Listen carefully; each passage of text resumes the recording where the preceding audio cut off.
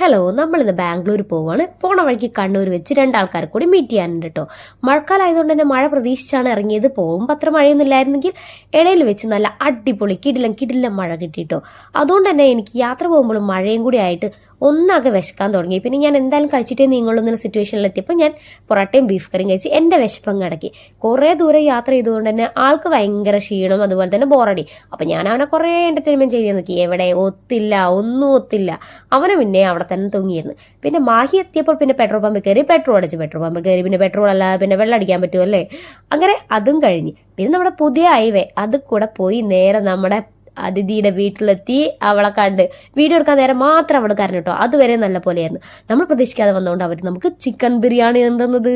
പിന്നെ അതുപോലെ തന്നെ നമ്മൾ നെക്സ്റ്റ് ഇവളുടെ വീട്ടിലാണ് പോകുന്നത്. അവിടെയും കയറി നമ്മൾ കൂർഗെത്തിയപ്പോഴേക്ക് രാത്രിയായി. പിന്നെ രാത്രി യാത്രയില്ല എന്നുള്ള ഒരു സിറ്റുവേഷനിൽ എത്തിയപ്പോൾ നമ്മൾ അവിടെ തന്നെ സ്റ്റേ ചെയ്തു.